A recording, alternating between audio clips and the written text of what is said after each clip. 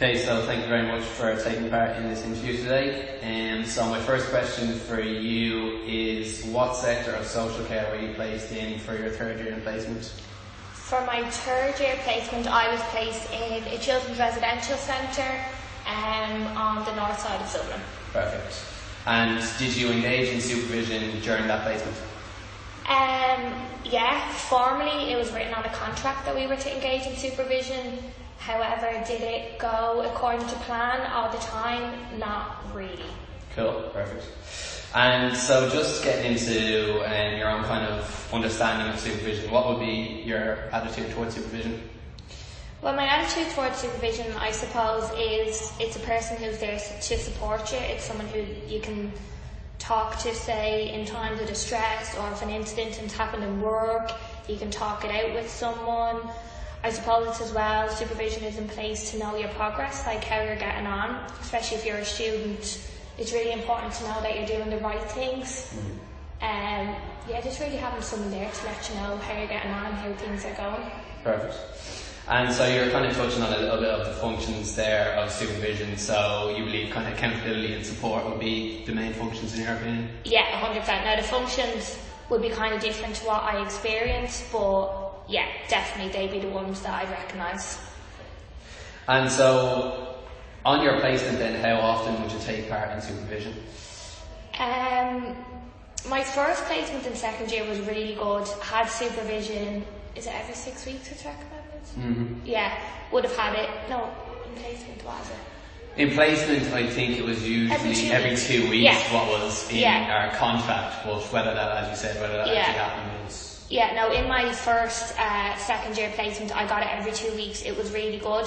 The girl who was supervising me was a past ITB student herself. She wasn't too old, so I think she kind of understood the importance of it. Whereas in my third year placement, I'd say over the course of 3 months, I probably got about 3 supervision sessions in.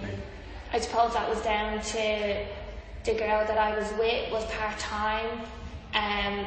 As being part-time, she was also team leader, so she didn't really have, I don't know, enough time, I suppose, but yeah.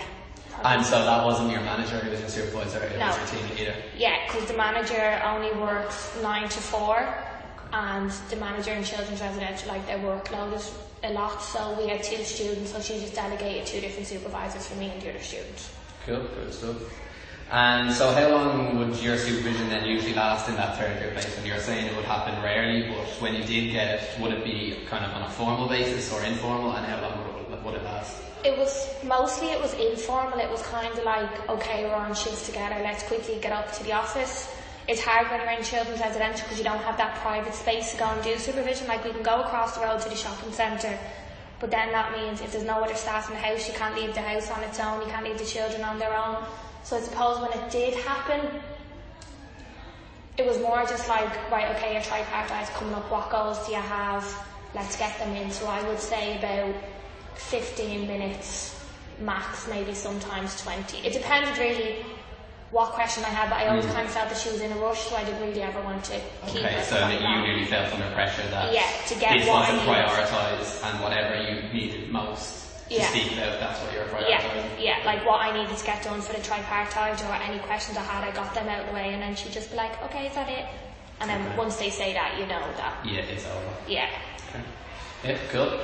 And then, so within that informal kind of supervision, it was mostly individual supervision. Did you ever kind of use peer supervision or group supervision within the setting? No, I did when I was there. There was another girl from my course on that on the same placement, but no, we never would have done it together. It was always like 1-to-1. We didn't do group supervision. I suppose I would have attended the team meetings every Tuesday, and that was I found that a lot better as a form of supervision, because that's where, you know, you discuss each child in detail. So say, and everyone talks about the highs and the lows of the child and what they experience. And so say, if I did experience something with a child and the manager would be there in the team meeting, I could talk to that about her. So that was kind of more beneficial form of supervision rather than actual supervision. Actually, that structured environment where, okay, this is supervision time, you found it better and more beneficial in that team meeting environment. Cool. And so you're talking a little bit then about supervision helping you for like your tripartite meetings. So did you find it generally helpful or unhelpful in managing your own student responsibilities? So interventions or reflection, did you find it helpful in that sense? I suppose it was more helpful from clarification side of things. So, is it okay if I go ahead with this? And it was kind of yes or no answer, but I suppose all the theories and stuff like that, and keeping to what I needed to do for my tripartite, that was kind of on my own behalf. Like, she wouldn't have really, well, not that she didn't have much knowledge of the theories and the theories behind interventions, but it was more like me coming up with it and her just being yes or no, because she was out of college a long time herself. Like, she's probably out of college about, I'd say, 15 years, and because theories are changing all the time, or stuff that we criteria that we need to have. Yeah. So you would say that from those who are out of college longer than, say, on your second year placement where the girl was just recently graduating, you would say there was a huge difference in terms of their own knowledge of supervision? Yeah, I don't even know if it was like who was, it would have been, I suppose a factor would have been who was out of college longer, but an also factor that I kind of got was, I'm not like being judgmental or anything, but my supervisor, she kind of came across it like she was mentally checked out, burnt out with that job in third year. Okay. Whereas my second one was really investing, and like she loved to see the students grow, she really wanted to come back, get a job there, and that kind of sense. Very good, yeah, no, that makes sense.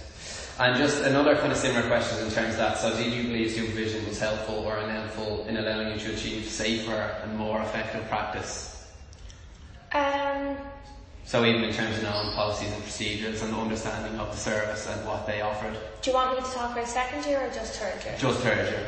Well, you can compare and contrast. Yeah, I suppose, well, if I'm comparing then in fourth year, in second year, we would have done a lot of goal setting for our supervision. So she would have said to me, take 2 policies a week, read them, come back to me next week, tell me that you've known them. So I knew a lot of the behind stuff, whereas when I was in the children's residential in third year, she wasn't really checking up on what I've done to date. As I said, it was more just a checklist for the tripartite, so there would have been a lot of things like, say, certain policies that I wasn't aware about, I would have had to read up on them, like that they were available within the office, but whereas her telling me to do so, not really and then I actually started working there, and I still work there, and now I find that I think they've kind of learned from my mistakes, because there's stuff that I don't know, and they're like, how do you not know how to do that? You were here as a student. And I'm like, well, I wasn't shown. I tried obviously best to show myself, but there's certain things obviously that the ins and outs, if you're not shown them, you won't know. Yeah, of course. And so then how would you describe the relationship that you had with your supervisor?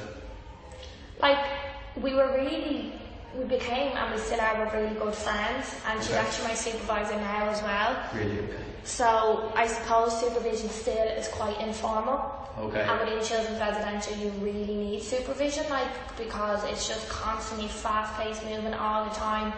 But our relationship when I was a student, I kind of didn't feel like I got much from her. She was quite hard on us as students, and I was kind of like, if you're not really telling us what to do, you can't really be hard on us, you get me? But now, I'm really good friends with her and we have a great relationship, but when it comes to supervision, it's an informal and kind of unprofessional relationship, I suppose.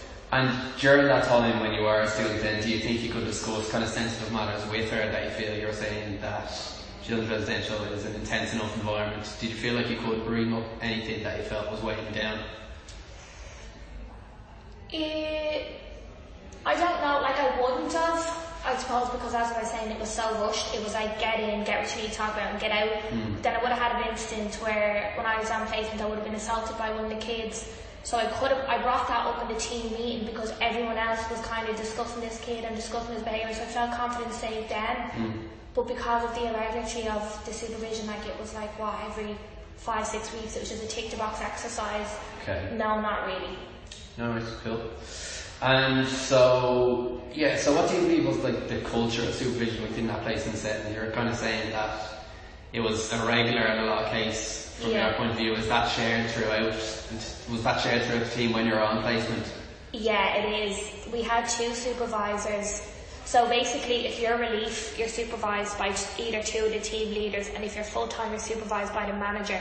So the full-timers seem to get supervision from the manager, whereas the relief team are kind of just less, and I suppose it would have been the same when I was on placement as well. And